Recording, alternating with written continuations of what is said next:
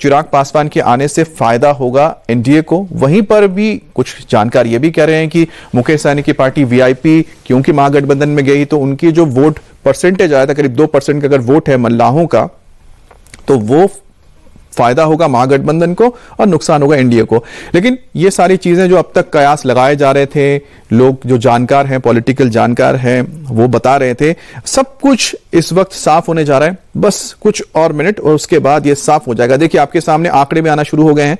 सबसे पहला आंकड़ा यहां पर जो आपको नजर आ रहा है, रुझानों में बीजेपी को 1 मिला है, जनसुराज को 2 मिला है। लेकिन देखिएगा जनसुराज को 2, तो इसको देख के वाकई में भी लगता है कि क्या कुछ ये संकेत है कि एक बड़ा उलटफेर कुछ होने जा रहा है।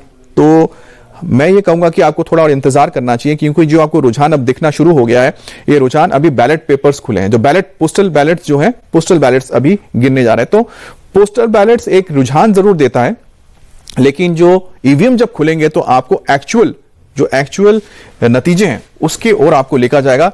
लेकिन अभी की जो तस्वीर है वो ये बताने के लिए काफी है कि जनसुराज को लेकर जो क्रेज था वो शायद यहां पर कहीं ना कहीं थोड़ा बहुत नजर आने लगा है। देखिए आरजेडी के खाते में इस वक्त 3 दिखाया जा रहा है, एनडीए खाते में सिर्फ 1 आया। अब देखिए अब यहां पर 2 हो गया, 2 एनडीए हो गया, 3 यहां महागठबंधन है और 2 यहां पर जनसुराज की पार्टी है।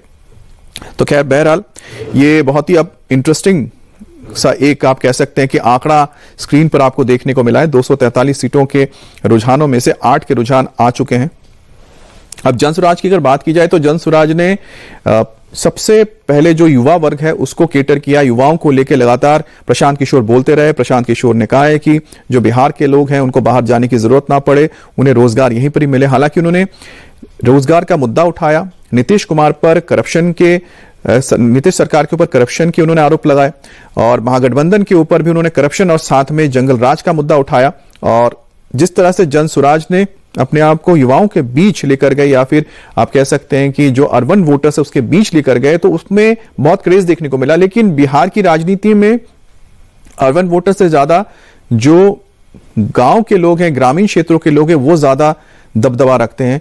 और उसकी सबसे बड़ी वजह है क्योंकि जो पूरा का पूरा बिहार में अगर देखेंगे तो चुनाव वो बहुत कास्ट बेस्ड रहता है, यानी कि ओबीसी और ईबीसी, अदर बैकवर्ड कास्ट होगा इसमें, और ईबीसी यानी कि अति जो इकोनॉमिकली बैकवर्ड कास्ट हो गए।